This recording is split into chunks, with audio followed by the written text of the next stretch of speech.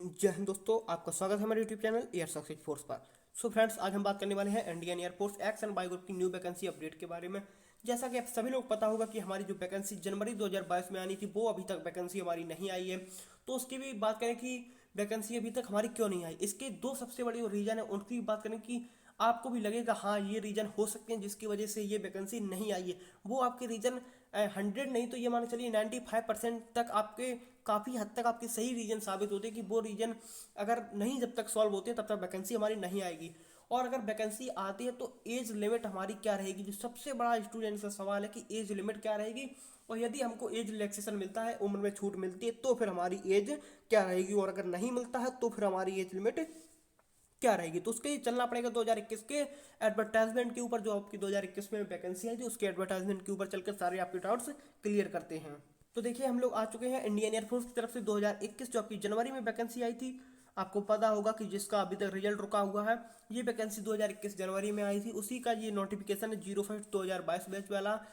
इसके जो रजिस्ट्रेशन थे वो आपके 22 जनवरी से स्टार्ट हुए थे और आपके 7 फरवरी 2021 तक चले थे। इसका जो एग्जाम था वो आपका 18 अप्रैल 2021 से होना था, 22 अप्रैल तक चलना था। लेकिन कोविड की वजह से, जो आपका कोरोना उसकी वजह से आपका एग्जाम ये पोस्टपोन हुआ था। ये हुआ था फिर जाके आपका जुलाई में एग्जाम, जिसका अभी तक रिजल्ट रुका हुआ है। बार बार यही आपको हाईलाइट करके बताना पड़ता है कि जिस वैकेंसी का आपका रिजल्ट रुका हुआ है ये उसी का एडवर्टाइजमेंट है। देखिए, इसको दिखाने के दो मकसद है कि यहाँ पर आपके जो क्लियर डाउट्स हैं एक एज लिमिट को लेकर और वैकेंसी को लेकर, वो आपके क्लियर हो गए हैं। जो आपके दो रीजन मैंने बोलते, दो रीजन क्या है आपके, दो रीजन है आपके। सबसे बड़ा जो रीजन फर्स्ट नंबर पर है वो है आपका इनरोलमेंट वाला, कि पिछली वैकेंसी, जो पिछली की भी पिछली वैकेंसी है उसका अभी तक इनरोलमेंट नहीं आया है। उसके बाद सेकंड नंबर पर अगर हम बात करते हैं तो दूसरी जो अपना रीजन है वो है अपना रिजल्ट वाला रीजन, कि अभी तक जो जो एडवर्टाइजमेंट आप देख रहे होंगे इसका ये जो रिजल्ट रुका हुआ है, और उसके ऊपर वाली जो वैकेंसी है उसका इनरोलमेंट रुका हुआ है। तो उनके ऊपर दो प्रेशर सबसे बड़े यही बनते हैं कि जब तक हम इनरोलमेंट नहीं दे पाते, जब तक हम रिजल्ट नहीं दे पाते, तब तक हम वैकेंसी कैसी दे दें। देखिए, यहाँ पर आपको ये होना चाहिए कि जब तक दो वैकेंसी का उनके ऊपर, सीएसबी वालों के ऊपर पहले से प्रेशर है, सेंट्रल एयरमैन सिलेक्शन बोर्ड जिसको आप बोलते हैं सीएसबी शॉर्ट फॉर्म में, इसके ऊपर पहले दो वैकेंसी का ऊपर प्रेशर है क्योंकि इनरोलमेंट रुका हुआ है और अपना रिजल्ट रुका हुआ है। तो वो फिर तीसरी वैकेंसी देकर अपने ऊपर और प्रेशर को नहीं बढ़ाना चाहते, नहीं इंक्रीज करेंगे। क्योंकि अगर वो वैकेंसी दे देते हैं जनवरी में, अगर हमारी वैकेंसी आ जाती है, अगर उन्होंने मान चलिए अगर उन्होंने जनवरी 2022 में जैसी वैकेंसी दे दी थी, दे देते अगर 2022 में वैकेंसी, तो उनके ऊपर फिर एक प्रेशर आया था कि भाई एग्जाम करा दें। और जैसे तैसे अगर वो एग्जाम करा देती तो फिर उनके ऊपर एक जो अभी जो कंडीशन बनी हुई है कि रिजल्ट रुका हुआ है, फिर यही कंडीशन उनके ऊपर फिर क्रिएट हो जाती कि अब वो इतने स्टूडेंट्स का डाटा अपने पास कैसे रखेंगे।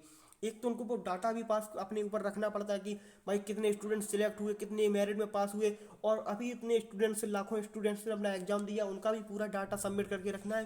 तो इतना डाटा वो कहाँ ले जाएंगे।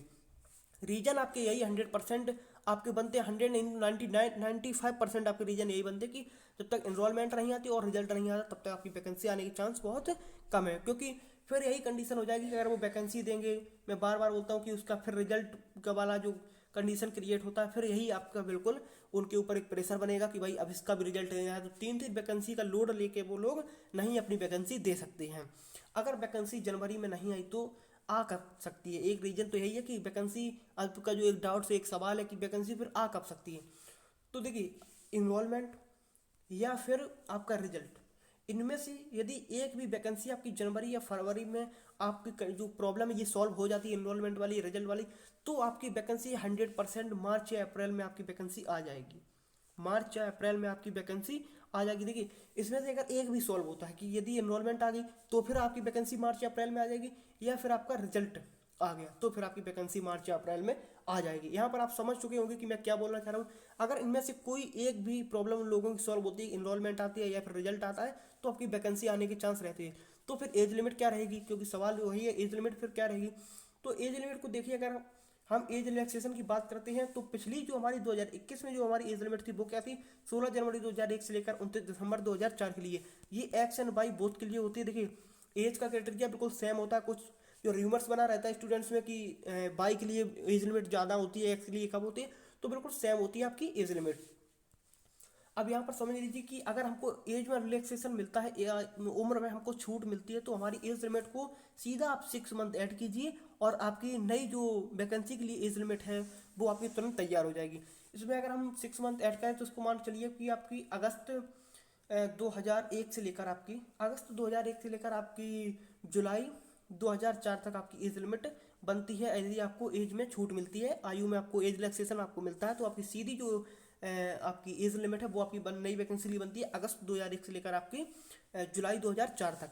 और वही अगर आपको एज में रिलैक्सेशन नहीं मिलता तो सीधा आप 1 ईयर ऐड करके चलिए यहाँ पर, क्योंकि बहुत चांस जो आपके रेयर अब की बार है कि आपको एज में रिलैक्सेशन मिले, क्योंकि पिछली बार भी नहीं दिया था और पिछली बार मिल भी सकता था क्योंकि वहाँ पर सिर्फ 6 से 7 महीने वैकेंसी डिले हुई थी।